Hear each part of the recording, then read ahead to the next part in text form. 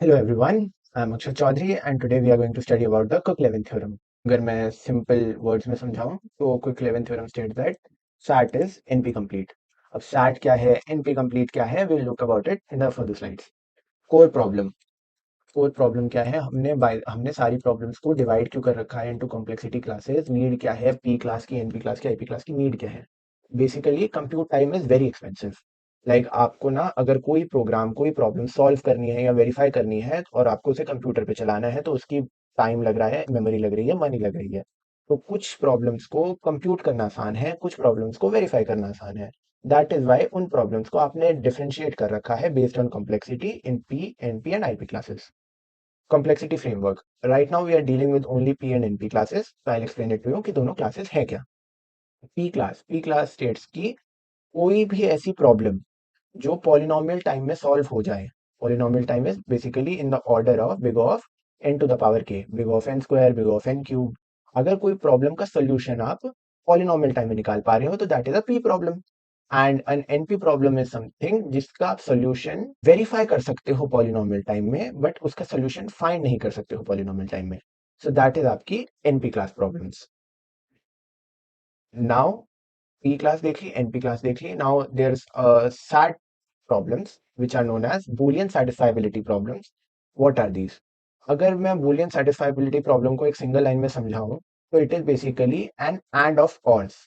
What do I mean by an and of ORs? Is basically मान लो हमारे पास एक बड़ी सी कोई प्रॉब्लम है, हमने उसे डिवाइड किया इनटू फर्दर छोटी problems and each problem contains an and in between. इसके अंदर एक और एंड, इसके अंदर एक और एंड इसके अंदर और के थ्रू वेरिएबल्स कनेक्टेड हैं एंड और नॉट के through. Restricted strictly to conjugative normal form. Conjugative normal form means कि आपका जो ये पूरा बूलियन एक्सप्रेशन बनेगा that will be consisting of either a not operator, an and operator or an or operator. These three operators are only used, that is known as आपका conjunctive normal form. Now we discuss this because हमें NP class पता करनी थी, set पता करनी थी, क्योंकि हमारे थ्योरम ने बोला है that SAT problems are NP complete problems. This is our theorem statement कि basically SAT is NP complete. Now let's see कि हमारा कुक-लेविन थ्योरम बोलना क्या चाहती है। कि आपकी अगर कोई एनपी कंप्लीट प्रॉब्लम है तो वो एनपी कंप्लीट प्रॉब्लम उसको रिड्यूस कर सकते हो into a Boolean satisfiability problem. How into a Boolean satisfiability problem, that we will see in the next slide. But basically बोलने का मतलब है कि each SAT problem belongs to the NP class.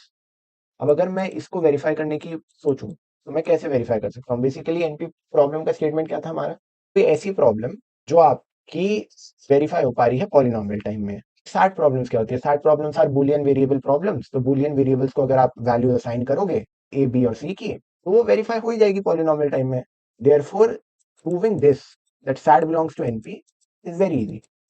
Now what is polynomial time reduction. Basically आप एक NP problem को SAT problem में convert कैसे कर रहे हो, that is given to you by polynomial time reduction. इसके लिए polynomial time many one reduction mapping use हो रही है। कैसे हो रही है, एक्सप्लेन इट टू यू। मान लो आपकी कोई एनपी प्रॉब्लम में कोई वेरिएबल था एक्स जिसको आपको कुछ कंस्ट्रेंट्स वगैरह लगाने हैं, तो उसको आपने एक बाइनोमियल फंक्शन पॉलिनोमियल फंक्शन के थ्रू पास करा और उसको पॉलिनोमियल फंक्शन के थ्रू पास करके उस एक्स की वैल्यू को आपने चेंज कर दिया फॉर आपकी बूलियन सेटिस्फाइबिलिटी प्रॉब्लम में जो आपको वेरिएबल एक्स की वैल्यू चाहिए थी। दैट इज आपकी polynomial time reduction.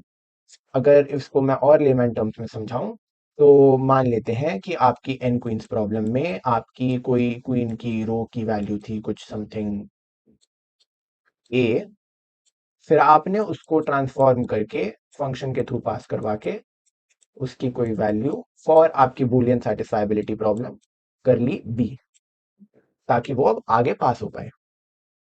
The whole workflow of how the SAT problems are converted into NP और उसका फिर सोल्यूशन कैसे फाइंड होता है, that is explained using this diagram. Basically आपने इंस्टेंस लिया I of problem A, basically this is आपका NP problem, instance I of problem A.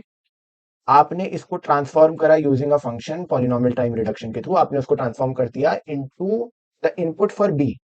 X की वैल्यू एफ एक्स के थ्रू अगर जो ए वैल्यू आ रही थी उसको आपने ट्रांसफॉर्म कर दिया इनपुट फॉर बी। ठीक है, अब ये आपके यहाँ पे पॉलिनोमियल रिडक्शन फ्रेमवर्क लगा और उसके बाद वो अब कन्वर्ट हो गई है into a Boolean satisfiability problem. अब बूलियन सेटिस्फाइबिलिटी प्रॉब्लम को आपने रन करा अभी वो ट्यूरिंग मशीन पे उस पे या तो आंसर आएगा यस या आंसर आएगा नो। जो आंसर आपका सैट प्रॉब्लम का आया है, that will only be the answer of the NP problem. And the reasoning for it will be कि आपने प्रॉब्लम चेंज नहीं करी है, आपने बस प्रॉब्लम को एक फॉर्म से दूसरी फॉर्म में कन्वर्ट करा है। Therefore problem remains the same, so the answer will remain the same. ठीक है। कॉम्पिटिशनल इनकोडिंग, अब हमने ये बोल तो दिया कि सैट ने आपने एनपी प्रॉब्लम को सैट प्रॉब्लम में कन्वर्ट कर दिया, बट कन्वर्ट करा तो करा कैसे? कन्वर्ट हमने कैसे करा? We took computational tableau grid, Turing machine ने एक टैब्ल्यू ग्रिड ली जिसमें आपके रोज में टाइम स्टेप इनकोड हो रहे हैं और कॉलम्स में टेप सेल्स इनकोड हो रही हैं। बेसिकली अगर आपकी पहली इनकोडिंग है तो उसमें आप तीन चीजें प्रोवाइड करोगे: T I S for every cell, T stand for the time step, I stand for the row, I stand for the cell जिसकी आप प्रोवाइड कर रहे हो, and S stand for the state of the cell, कि अभी वो कौन से स्टेट पे है। ये तीनों चीजें जब आप प्रोवाइड करते हो, उसके बाद आपकी कंपटीशन हो पाती है कि अलग अलग स्टेट पे अलग अलग ट्रांजिशन कैसे हो रही है। नाउ अ कंस्ट्रेंट कंस्ट्रक्शन, कि आपको कंस्ट्रेंट कंस्ट्रक्ट कैसे करने हैं for these cells to move from one to another, कि एक सेल से दूसरी सेल पे तुम्हारी कंप्यूटेशन इनकोड होके जाए, उसके लिए आपको कंस्ट्रेंट कैसे कंस्ट्रक्ट करने हैं। उसके तीन कंडीशंस होती हैं।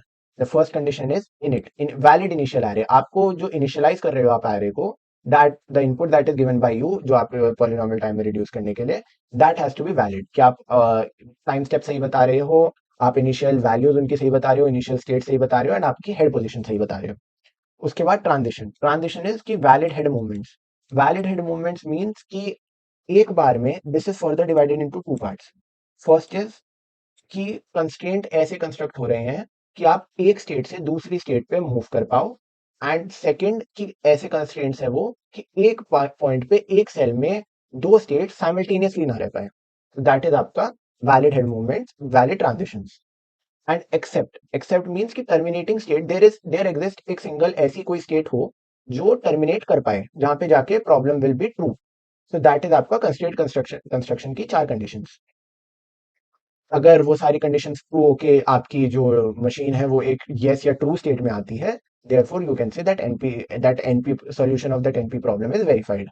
Final synthesis, what does finally the entire Cook-Levin theorem state is कि np problems belong to SAT.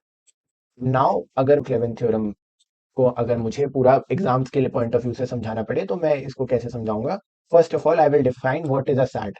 Set क्या है हमारा? सैट है हमारी एक बूलियन सेटिस्फाइबिलिटी प्रॉब्लम, बेसिकली एक वेरिएबल्स की वैल्यू ऐसी जो और नॉट के कॉम्बिनेशन से यूज होके बनी हो, और वो सारी उसकी एक ऐसी वैल्यू है x1 x2 और x3 की कि उससे वैल्यू ट्रू रिटर्न हो पाए। दैट इज आपकी Boolean satisfiability problem. Then I have to show that SAT is in NP. SAT को हमने एनपी कैसे प्रूव करा था? जो मैंने स्टार्टिंग में बताया था कि अगर कोई एनपी प्रॉब्लम आपकी वेरीफाई हो पा रही है पॉलिनोमियल टाइम में, तो एक बूलियन वेरिएबल की सारी problems can be verified in polynomial time. This is our step 2। Now the step 3 is considered any problem in NP, कोई भी प्रॉब्लम ले लेते हैं, एन क्वींस ले लेते हैं, represent the computation as a tableau. अब उस पूरी कंपटीशन को एक टेबल में डाल दो, कि टाइम स्टेप बता दो, उसकी इनिशियल पोजीशन बता दो, उसका स्टेट बता दो, और उसकी हेड मूवमेंट्स बता दो। We are done with step 1, step 2, step 3 and step 4। ये सारे बताने के बाद नाउ इंट्रोड्यूस बूलियन वेरिएबल्स, कि अब आप उसको कन्वर्ट करने के लिए, because we are converting an NP problem into a SAT problem, तो आप इसके लिए इनिशियलाइज कर देंगे अलग बूलियन वेरिएबल। सपोज हमारी एनपी प्रॉब्लम के लिए x1 x2 x3 थे, तो अब इसके लिए एबीसी इनिशियलाइज हो जाएंगे। Write constraints as Boolean formula, reduction करनी है तो उसके लिए कंस्ट्रेंट लिखोगे कि x1 से वो रिड्यूस होके a में आ जाए, x2 से b में आ जाए, x3 से c में आ जाए।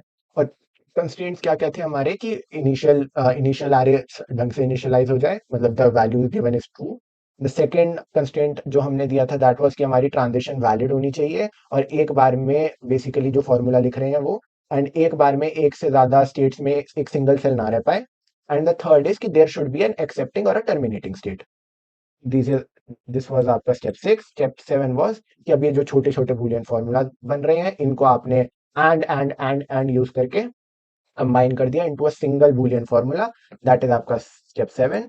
And show reduction is polynomial time. Reduction polynomial time में हो गई है बिकॉज एक बूलियन एक्सप्रेशन को सॉल्व करना ऑलवेज टेक्स पॉलिनोमियल टाइम।